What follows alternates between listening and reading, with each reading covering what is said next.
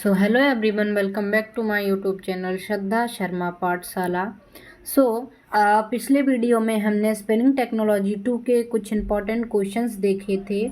उसमें question number 15 तक हमने कवर किया था। अब हम आगे कुछ क्वेश्चंस और देखते हैं। 16 नंबर से इसमें स्टार्टिंग है, ये पार्ट 2 है उसका।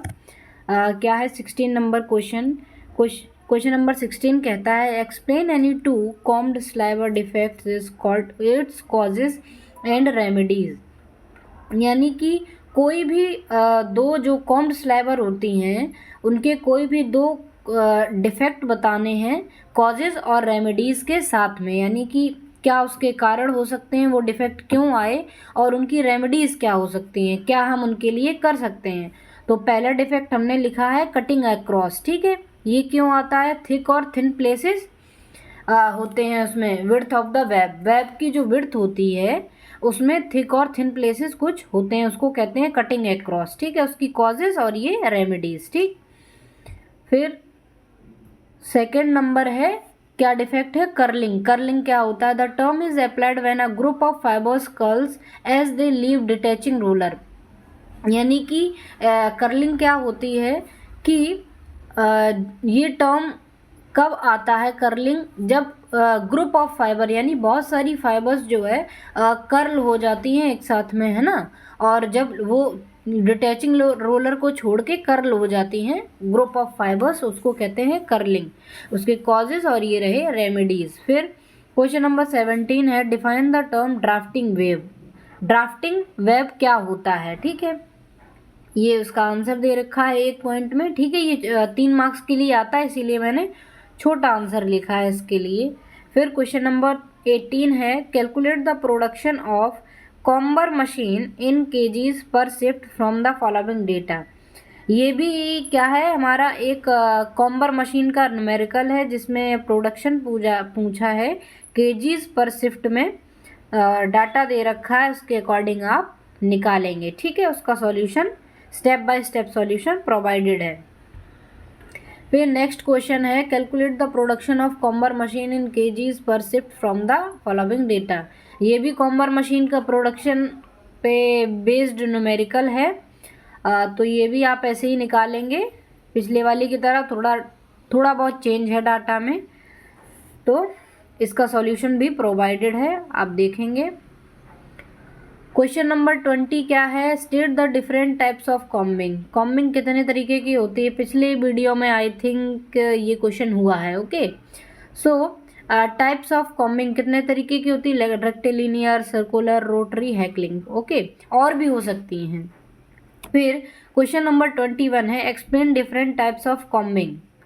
अब इसमें क्या है? उसमें सिर्फ ये पूछा है कि कितने प्रकार की कॉम्बिंग होती हैं। इसमें कहा है कि एक्सप्लेन कीजिए कि कितने प्रकार की कॉम्बिंग होती हैं, मतलब टाइप्स भी बताने हैं और उसकी एक्सप्लेनेशन भी देनी है। ओके, सो रेक्टिलिनियर कॉम्बिंग,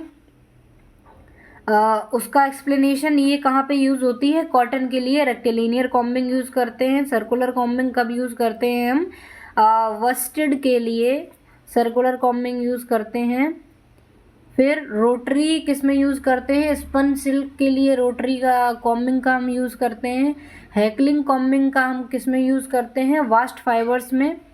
और फिर हमारा नेक्स्ट क्वेश्चन है question number 22 right short note on combing cylinder and top comb. यानी किस पे शॉर्ट नोट लिखना है हमें? कॉम्बिंग सिलेंडर पे और टॉप कॉम्ब पे। ठीक है, ये कुछ 5 पॉइंटर्स दिए हैं, आप पढ़ोगे समझ में आ जाएगा। Okay, then question number 23 write the limitations of sliver lap and ribbon lap machine.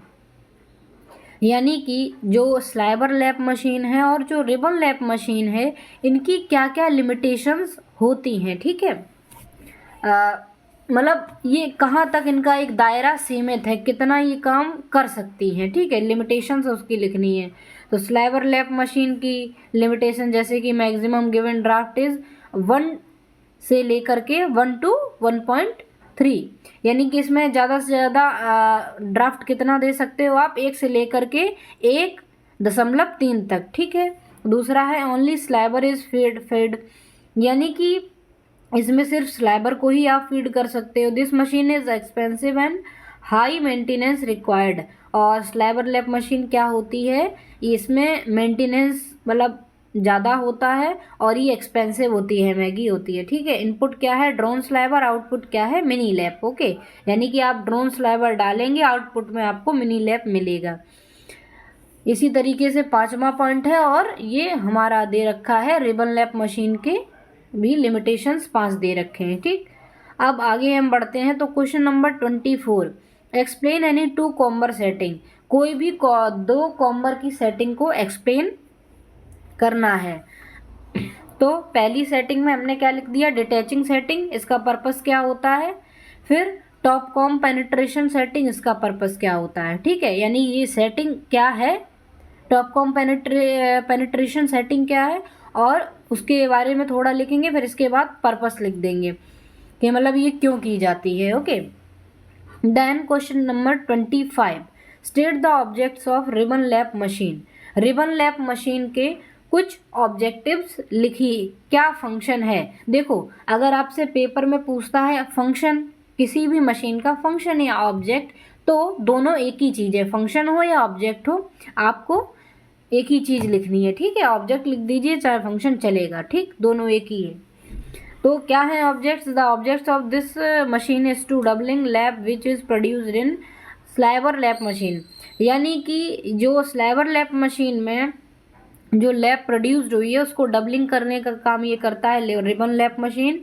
The machine is made to make lap from 6 to 8 sliver lap depending upon the width and weight per unit length of the lap required.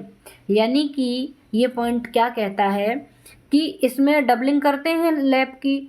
सो 6 से 8 स्लैबर्स को एक lab में लिया जाता है, वो depend करता है कितना wait per unit length lab required है। ठीक है, कितना wait per unit length lab required है, उसी अकॉर्डिंग हम उतने ही स्लैबर्स को लेंगे।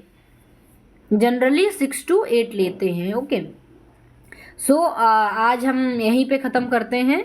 सो आई होप कि आज का वीडियो आपके लिए हेल्पफुल रहा होगा। अगर कोई भी डाउट होता है so comment in comment box.